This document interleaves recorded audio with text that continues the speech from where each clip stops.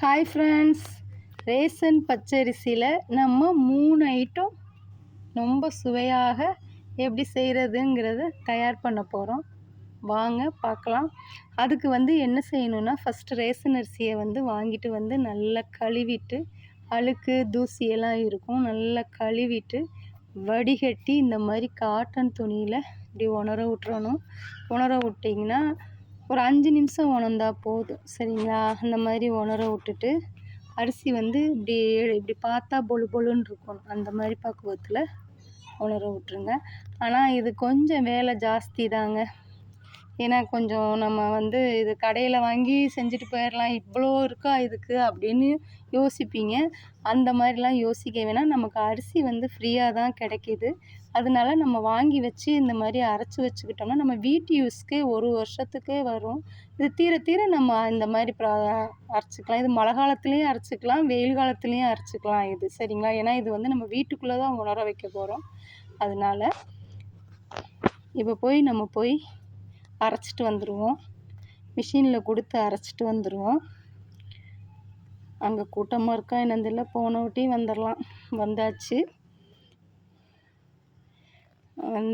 பயங்கர வெயில். அரைச்சாச்சு இந்த மாதிரி மாவு. இப்போ இது நிறைய மாவு இருக்கிறதுனால நமக்கு 2 சட்டி தேவைப்படுது இதை இந்த மாவை வேக வைக்கிறதுக்கு, சரியா? அதனால் என்கிட்ட ஒரு இட்லி சட்டி, ஒரு இடியாப்ப சட்டி இருக்குது. அதில் நம்ம என்ன செய்யணும், இட்லி துணியை நம்ம லேசாக தான் இது பண்ணிக்கணும். லேசாக தண்ணி தெளித்து இட்லி துணியை நம்ம இந்த மாதிரி தட்டில் ஒட்டுற அளவுக்கு இருந்தால் போதும். ஏன்னா ரொம்ப சொதன்னு நம்ம வைக்கக்கூடாது. எனக்கு நம்ம மாவு கொட்டுற மாவு கீழே வெந்து போயிடும், ரொம்ப கட்டி கட்டியாகிடும். அதனால் இந்த மாதிரி தெளித்து தான் இந்த தட்டில் ஒட்ட வைக்கணும். இதை மாவை அப்படியே பொத்துன மாதிரி வேக வைக்கணும். அடுப்பில் வச்சு வேக வச்சு ஒரு ஆவி குபு குபுன்னு வந்தோட்டியுமே எடுத்துடணும்.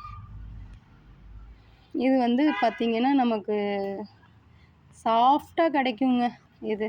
ஏன்னா பச்சரிசி நம்ம கழுவி போட்டு அரைக்கிறது அது வேறு. அது நம்ம அரைச்சோன்னா அது என்ன தான் நம்ம கொழுக்கட்டை, இடியாப்பம், புட்டு செஞ்சாலும் அந்த ஒரு சாஃப்ட்னஸ்ஸே வராதுங்க.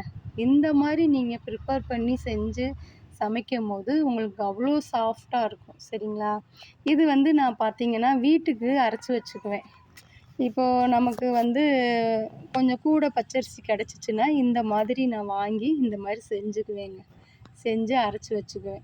எனக்கு இது தீர்ற வரைக்கும் இது யூஸ் பண்ணுவேன். அப்புறம் திருப்பி இதே மாதிரி தான் செஞ்சு நான் வீட்டுக்கு வச்சுக்குவேன். இது நம்ம கடையில் 1/2 கிலோ வாங்கினா என்ன ரேட்டுங்க விற்கிது? அதுக்கு நம்ம வீட்டிலையே சுத்தமாக நம்ம எல்லாமே ப்ரிப்பேர் பண்ணி தயார் பண்ணி நம்ம செய்யும் போது ஆரோக்கியமான ஒரு உணவு தான், சரிங்களா? அதனால் இதை யாருமே மிஸ் பண்ணிடாதீங்க. வாங்கி இந்த மாதிரி செஞ்சுக்கோங்க. பச்சரிசி எப்போவுமே நமக்கு இட்லிக்கு யூஸ் ஆகும், இடியாப்பத்துக்கு யூஸ் ஆகும், பணியாரத்துக்கு யூஸ் ஆகும். இது எல்லாத்துக்குமே தெரியும். இருந்தாலும் இப்போ இளவட்ட கல்யாணம் பண்ண பிள்ளைங்களுக்கு இதெல்லாம் அவ்வளோவா தெரிய வாய்ப்பு இல்லை. அதுகளுக்காக ஒரு டிப்ஸு, அந்த பிள்ளைங்களுக்காக ஒரு டிப்ஸு இது, சரிங்களா? அதனால் இதில் கொஞ்சம் வேலை ஜாஸ்தி தான். அதாவது நமக்கு சும்மா தானேங்க அரிசி கிடைக்கிது. அதனால் நம்ம உழைக்கிறதுனால தப்பே கிடையாது, சரிங்களா? நமக்கு ஆரோக்கியமாக நம்மளே வீட்டிலே தயார் பண்ணி நம்ம செஞ்சு நம்ம பிள்ளைங்களுக்கு வீட்டுக்காருக்கு கொடுக்கும்போது அதில் ஒரு சந்தோஷம்தான், சரிங்களா? இது நான் இப்போ எனக்கு அரைச்சிக்கிறது இது இப்படி இந்த மாதிரி அரைச்சி வச்சுக்குவேன். ஆனால் இந்த பச்சரிசி மாவு நம்ம வீட்டில் இருக்கிறது அது ரொம்ப நல்லது, தெரியுங்களா? எல்லார் வீட்லேயும் பச்சரிசி மாவு வீட்டில் இருக்கிறது ரொம்ப நல்லது. டக்குன்னு ஏதோ ஒரு டிஷ் பண்ணிட்டு போயிடலாம். ஒரு கெஸ்ட்டே வந்துட்டாங்களா, டக்குன்னு நம்ம கடைக்கு போக தேவையில்லை. இந்த மாதிரி நம்ம ஓடி போய் டக்குன்னு வாங்கிட்டு செய்யணும் வைக்கணும். இதுனா வீட்டில் இருந்தால் நம்ம டக்குன்னு ஏதோ ஒன்று ஒரு டிஃபன் மாதிரி செஞ்சு அவங்களுக்கு கொடுத்துக்கலாம், சாப்பிட்டுக்குவாங்க. இந்த மாதிரி பேப்பரை விரித்து நம்ம டேபிளில் கொட்டி உணர விட்டுறணும், சரிங்களா? ரெண்டு இதில் வேக வச்சதும் வெந்துருச்சு. இது பார்த்திங்கன்னா இப்போ எனக்கு 3 தடவை வரும். இந்த மாதிரி வேக வச்சு எடுக்கிறது 3 தடவை வரும். 3 தடவையும் வேக வச்சு கொட்டணும். கொட்டிட்டோம்னா நமக்கு காஞ்சிரும்.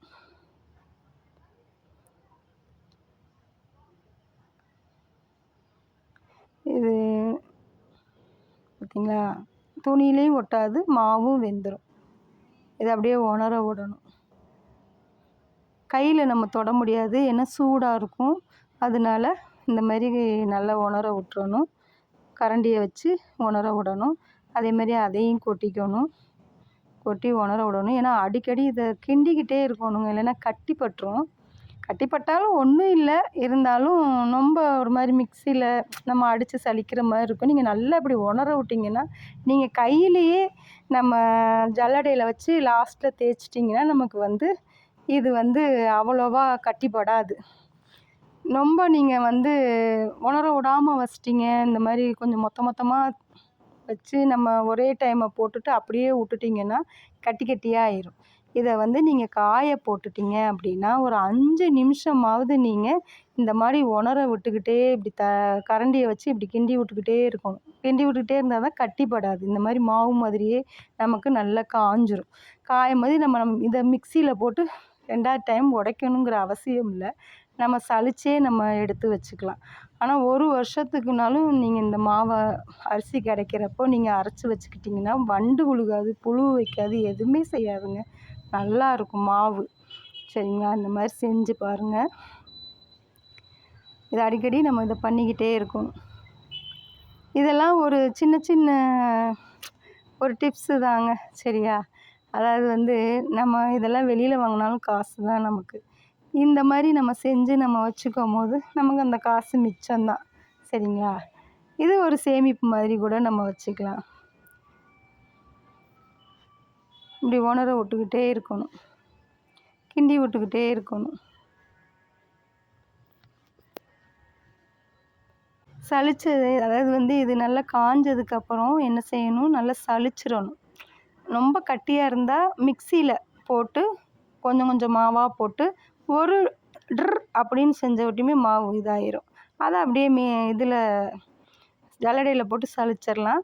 சில மாவு இந்த மாதிரியே கட்டிப்படாமல் நல்லா நமக்கு பக்குவமாக கரெக்டாக வந்துருச்சு அப்படின்னா நீங்கள் மிக்சியில் போடாமையே நீங்கள் கையிலையே இப்படி மாவை போட்டு சலிச்சிட்டு லாஸ்ட்டில் லைட்டாக கப்பி மாதிரி இருக்கும், அதை அப்படி கையில் தேய்ச்சி விட்டாலே போதும். உங்களுக்கு அந்த கட்டிலாம் இருக்காது. லைட்டாக ரவை மாதிரி இருக்கும் லாஸ்ட்டில்.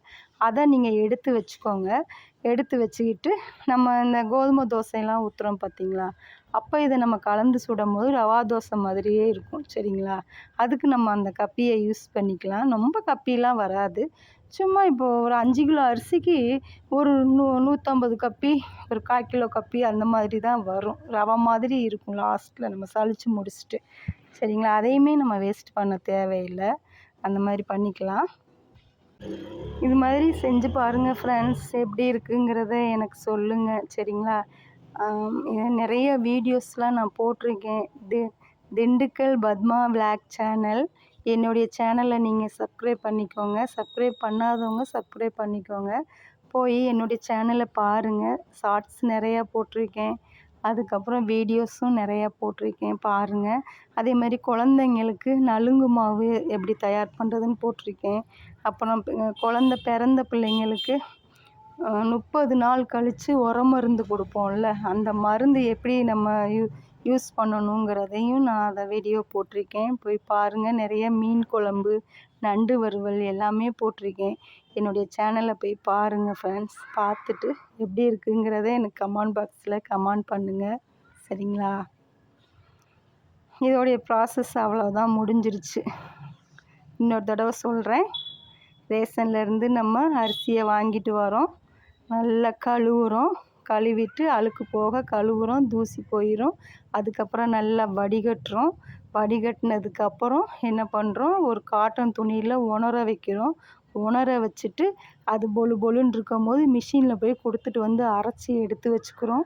எடுத்து வச்சுக்கிட்டு அதுக்கப்புறம் நம்ம அதை ஒரு ஆவி வச்சு வேக வச்சு இந்த மாதிரி நம்ம உணர்த்துறோம் ஃப்ரெண்ட்ஸ். சரியா, எனக்கு இந்த மாதிரி உங்களுக்கு பிடிச்சிருக்கு, இந்த வீடியோ பிடிச்சிருக்கு அப்படின்னா எனக்கு கமெண்ட் பாக்ஸில் கமெண்ட் பண்ணுங்கள். எனக்கு புரிஞ்சிருக்கும்னு நினைக்கிறேன். இதோடைய ப்ராசஸ் எப்படிங்கிறது இதுதான். இந்த மாதிரி நீங்கள் செஞ்சு பாருங்கள் ஃப்ரெண்ட்ஸ். சரிங்களா, பாய். அடுத்த வீடியோவில் சந்திப்போம். பாய்.